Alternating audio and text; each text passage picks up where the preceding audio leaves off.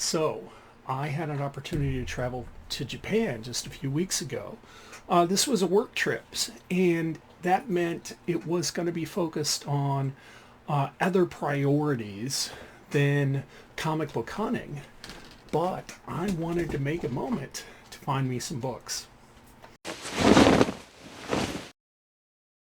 Hey, this is James for Read More Comics. Please like, share, subscribe. Hit the bell in the corner so you get notifications when I post new content. As I shared in the intro, I recently had an opportunity to travel to Japan, and this is honestly my second time in Japan. So I had some understanding of what to expect for this work trip. And I would be able to eke out a moment where maybe I could find some comic books.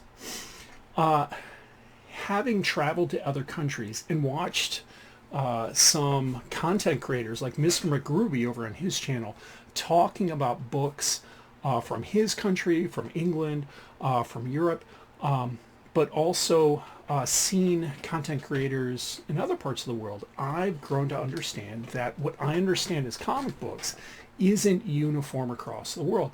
And it shouldn't be. You know, that type of literary diversity is honestly pretty cool in the genre.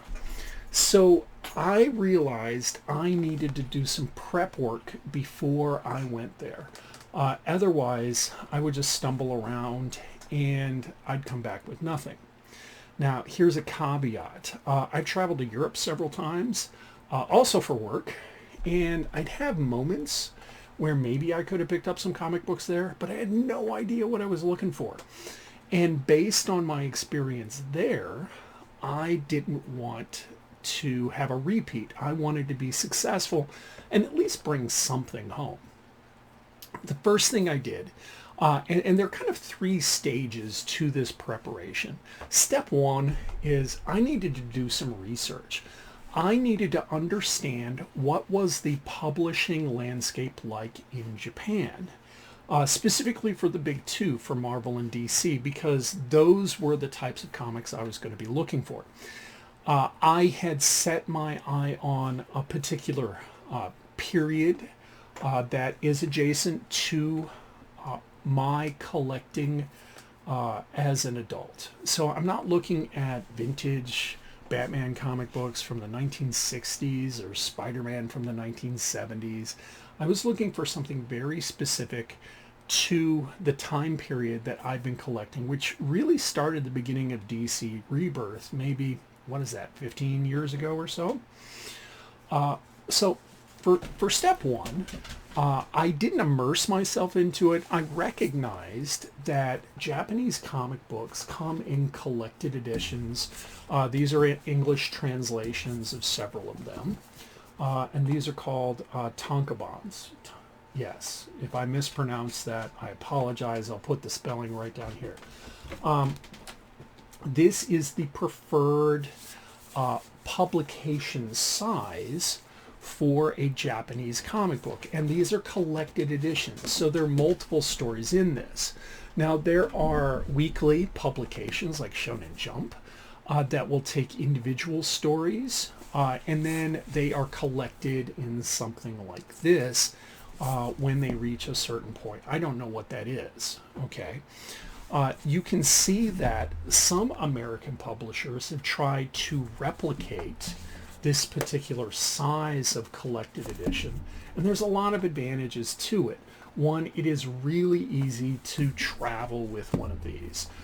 You can have it in your backpack, you can have it in your sling bag, and when you're either on public transport, when you're eating lunch, you can be reading, okay? The second thing is a book like this costs a lot less than an American graphic novel. The DC compacts are in line with that price range. These are $9.99, and I've kind of begun enjoying them. So the first thing I realized is what probably is going to be the reality, that they're going to be collected editions. I was hoping they would be bigger than books like this, and I didn't want to just get a Japanese translation of a DC compact.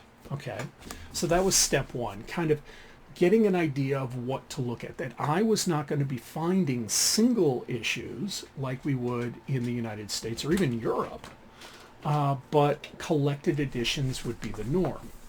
Step two then would be to locate places adjacent to where I'd be visiting that would carry comic books. Okay, and this had been my problem in the past. I had not invested in understanding the economic geography of these areas and what retailers I should be really leaning into.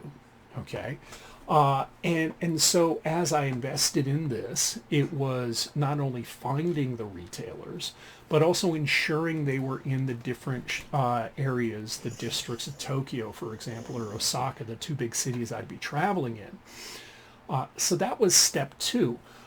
For step one and step two, honestly, step one, I could do that easily just looking around online, doing some web searches. Step two, ChatGPT was really helpful because what I'd found worked in the United States didn't always work in other countries. In the United States, if I'm traveling to a new place, I'm going to pick up my phone, I'm going to open up my map app, and I'm going to look for comic book stores near me.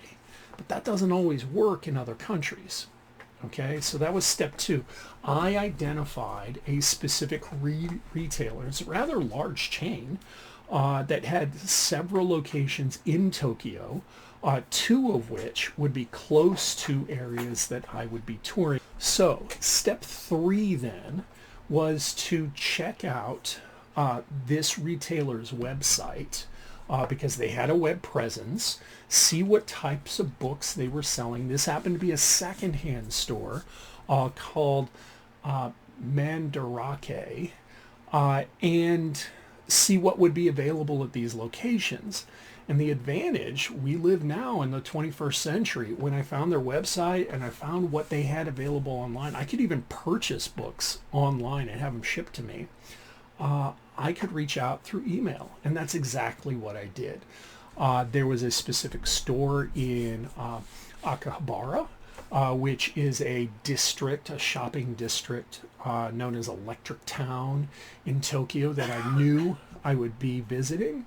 I asked where the Batman comics were, and I knew if I could get that information, I would be able to locate not just DC comics, but also other Marvel comics. And in fact, they even had indie comics. So this was my three-step process. And I found this to be successful. And if I would travel to other countries, I would replicate this moving forward. I enjoyed kind of the exploration and the prep work, which we all know is why Batman is so successful.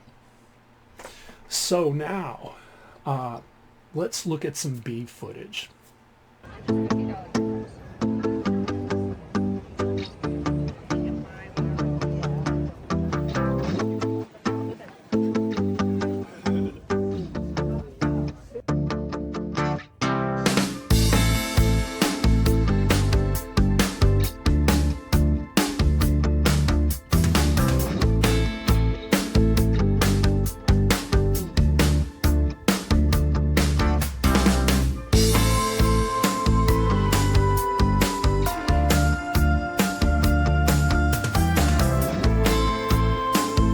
It was quite an exciting store.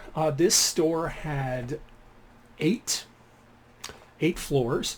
Each floor was about the size of my LCS. My LCS isn't small by any means. It's not large, but it's not small. And each floor, and this is something I've seen in other Asian countries like China, each floor focused on a different element of nerd culture. Okay, so there were floors that focused on statues. There were floors that focused on action figures and American toys. And then there was a floor that focused on vintage comics. And that's where I found American comics at.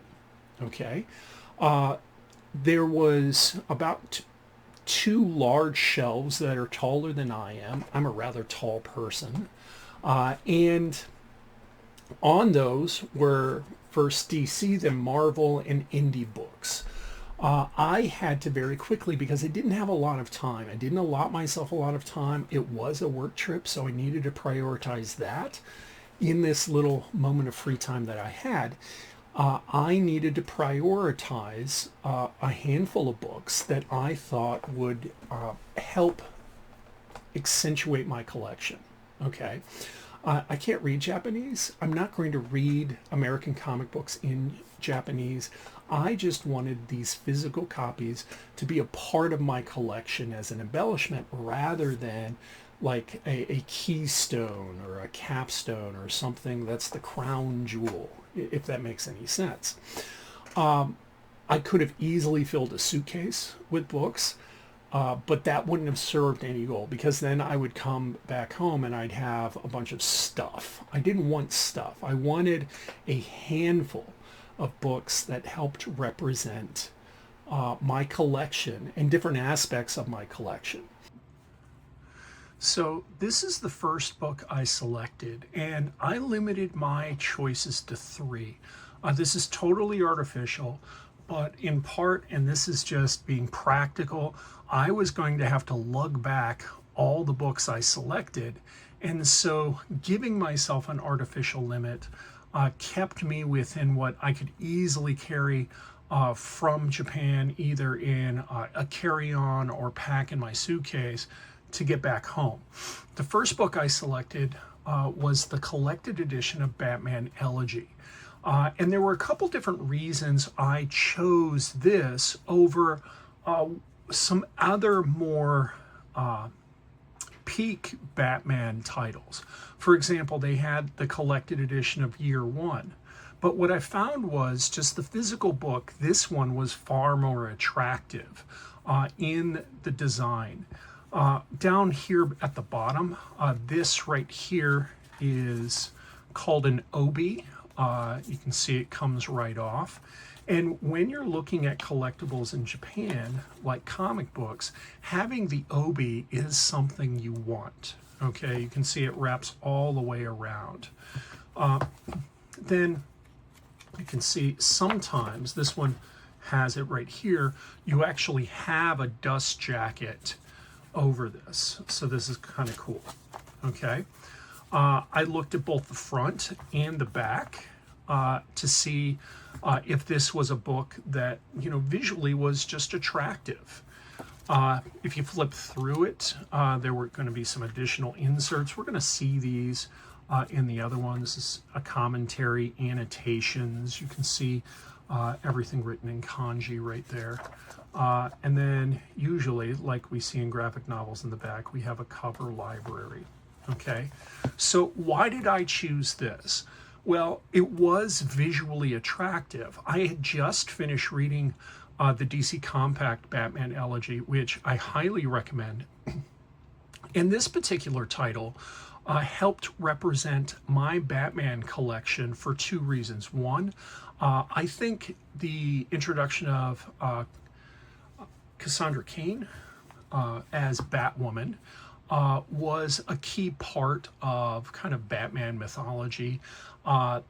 The Gotham that's represented in this book with its secret societies, I think is definitely kind of a hallmark of the Batman universe. So I thought this would be an attractive addition for those reasons.